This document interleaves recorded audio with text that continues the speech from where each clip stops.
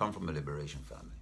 My grandfather, Goodwin Mutawali, his house is where Kenneth Kaunda, Simon Kapwepwe, Harry Kumbula, and all these leaders of the struggle used to meet there to make the final edit of what they were going to put into propaganda to get the people, because he used to work at government printers. So he was one of the first black people to own a motor car in Zambia. See, so I come from a liberation family, and this is what we do. We're here to liberate our people. This is my focus. This is my work, and I come from a royal family too. So all this is ordained by Jah. We do it like this, you understand? So when I got the spirit and the message that came through Bob Marley, was like, do it, and I'm doing it. And he said, don't watch nothing. Just go on the street and just sing redemption songs, and that's it. Don't business nothing. Don't try to get in the business, run here, whatever. This has to be done. Make money from the street, coins, pay your expenses, survive. Sleep out if you have to. Whatever you got to do. Out in the bush, out in the street, sleep at the airport, hostel, girlfriend, whatever, but this has to be done. Rent, between rent and studio, if I have the money, I'll go pay studio first. Rent, get kicked out.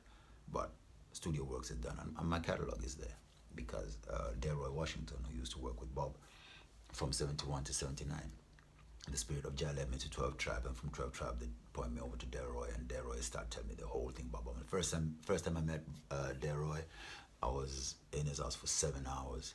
First meeting, and he just broke down everything. From the time he met Bob the first time, the whole thing, Chris Blackwell's strategy, everything, just broke down everything. How the Wailers broke up, he told me everything. The conflict that he and Bob had, he told me everything and put me in the picture. He just told me, these are the things that you need to do, and this is what you need to do, and these are the strategies. And I went and did that, and that's what I've been doing ever since, you understand? I'm so sad that he's gone, because every time I do something, I go to Harlesden to go show Dara where I'm done, and he tell me, yeah, come again, that's not good. You gotta do it like this, you gotta do it like that, and whatever. And sometimes I'd fall out with him, and I regret that. But I'd go back to him again and say, yeah, or whatever. Because I didn't get him, but it's about strategy. And he told me very clearly, His Imperial Majesty, you know what Rasta is? Rasta is a directive.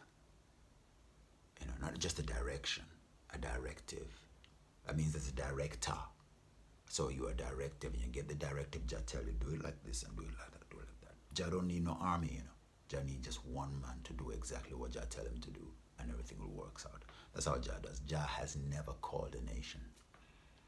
Jah has always called one man to deal with him, I and I, one-on-one. Then that man will go deal with the nation. Go check it in the Bible and see. Here's the truth.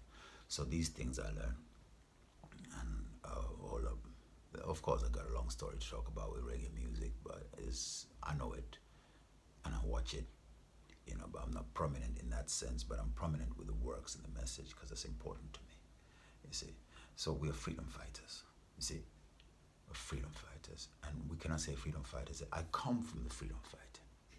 We're not going to keep fighting. I come in the victory. I come in the victory, you understand? This is the victory. The victory must come sometime. All the war you see on earth and everything going on is to take away the focus from the actual victory, to make you believe that you're still fighting. We're not still fighting. That's why Afrobeats is important, you know, because we're not fighting. We have arrived, and we must assert ourselves with our arrival. And this is time for celebration. You know, why should we sing about sufferation when we know it all too well? It's in our blood. It's everywhere we look. It's there. You know, no.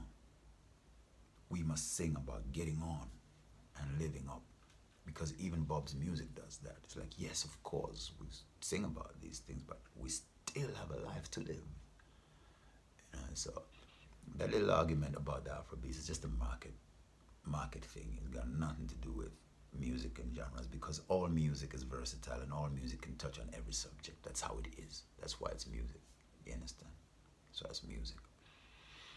But no, but what I'm saying is we have a lot to do in Africa. A lot, and we got to take the bull by the horns. So we will know you by what you focus on and how hard you work on that, because that's our focus. You know, we will know who's hustling Africa and who's actually doing something for Africa. There's a lot of Africa hustlers, you know. Africa get hustled by everybody. There should be an Africa tax, you know, for every time somebody say Africa, tax him. Africa tax for every time somebody says tax, just to make sure that when you mention that great continent, you're actually contributing to it. So we'll tax you for every time you say Africa. Same thing with black, same thing with Rastafari. For the most I did say, thou shalt not take my name in vain. But right now, your people call Jah this, Jah that, whatever, that Rasta this, wanna Rast this, Rast that. But when you go see their works, that, wow, which part of Jah?